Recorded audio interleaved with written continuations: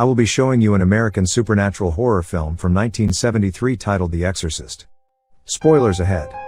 Watch out and take care. The movie opens up with Father Lancaster Marin, an old Catholic priest attending an archaeological excavation in Iraq. Marin is afraid and feels disconnected after he discovers a strange piece of sculpture in the area.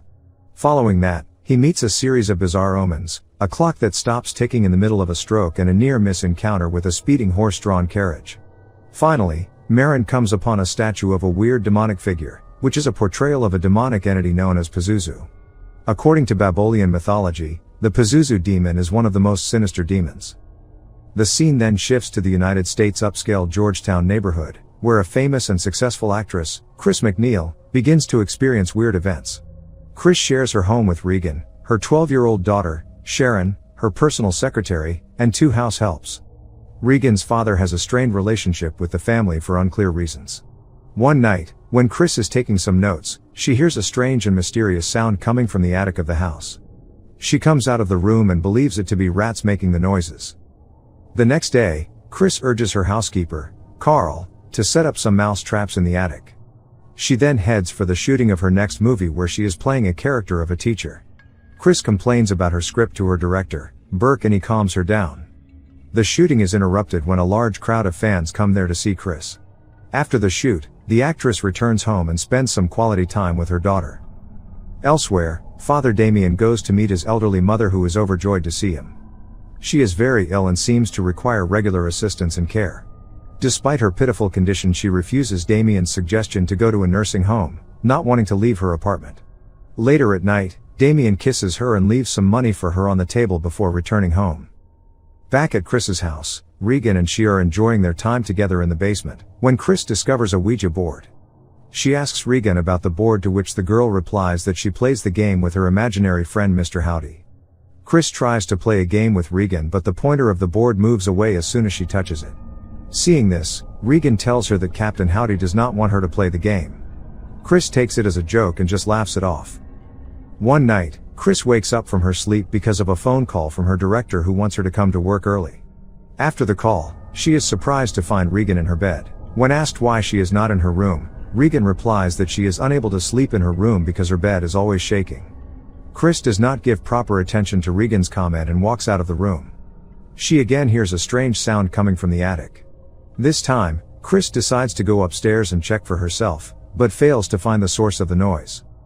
The following day, she takes Regan to the hospital for a regular checkup. During the checkup, Regan behaves strangely and abuses the doctor.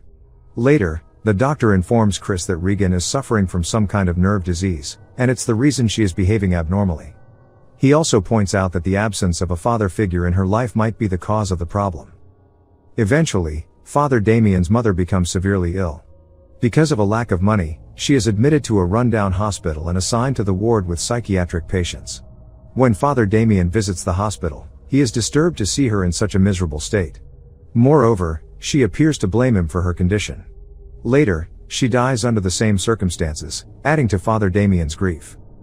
Later at night, Chris throws a lavish party in her house for her rich friends. Chris converses with one of her guests, Father Dyer, who is also a priest. She mentions that she has noticed Father Damien during one of her shoots and describes him as an intense person. Father Dyer then replies that he and Father Damien are excellent friends. Throughout the party, Regan acts joyful and gregarious, but after being ordered to go to bed, she comes wearing a nightgown and pees on the carpet in front of the attendees. She also delivers a scary comment to a guest, telling him that he is going to die. After the guests return home, Chris bathes Regan and tucks her in bed, but later is startled by a loud noise from Regan's room. She dashes back down the hall to see Regan's bed shaking uncontrollably and lifting off the floor along with Regan. Chris leaps onto the bed to stop it from shaking and levitating, but the bed continues to do so. The next day, Chris puts Regan through a variety of medical tests in order to figure out what's wrong with her. Having put Regan through these lengthy, excruciating tests, the doctors are still unable to find anything. The closest they can think is that Regan might have a brain defect, but they're disappointed when nothing shows up on her brain scan. Regan looks to be having a seizure at Chris's house, and 2 physicians arrive. They are shocked to discover her on the bed, moving up and down in an unnatural manner, which seems quite impossible for a human being to do. Finally, the doctors decide to sedate her. As they attempt to do so, She throws them across the room with unusual force, yelling at them to keep their distance in a strange male voice. After continuous attempts, the doctors eventually succeed in sedating her. Since they do not have any other choices or a cure for the disease, they encourage Chris to seek treatment from a psychiatrist. The doctors also hesitantly address alternative possibilities, suspected demonic possession and the rite of exorcism. While they appear to have professional disdain for it, they do agree that it has been used to address problems similar to Regan's. Chris is doubtful about the rite of exorcism, as she has no religious attachment. One evening, when Chris returns home, she is shocked to find Regan alone in her room, who seems to be in a deep sleep. It is shown that despite it being freezing cold outside, the window of the room is wide open and that she is completely exposed. Seeing this, Chris closes the window and covers Regan with a blanket. Later, when Sharon returns home, Chris is mad at her for leaving Regan alone. Sharon, on the other hand, claims that Burke was in the house when she left to buy some medicine for Regan. Burke's departure goes unnoticed until the doorbell rings, and a friend of Chris's informs her that Burke has died on the stairs outside of Chris's house. Upon hearing this, Chris is taken aback. When she turns, she notices Regan climbing down the stairs inverted, on all fours, with blood dripping from her mouth. Soon, Chris is visited by an investigator called Kinderman, who appears to be investigating Burke's death. When Kinderman asks her about the incidents of the night, Chris is anxious and unwilling to inform him about Regan's condition. He discovers a few little animal sculptures that Regan has sculpted while he is there. The said sculptures are similar in design to the desecration of the church statue. After Kinderman departs, a huge commotion can be heard from Regan's room. Regan screams in protest as Chris hears a deep masculine voice yelling at her to do it. Chris is shocked to discover Regan in her bedroom, furiously hitting her private part with a crucifix.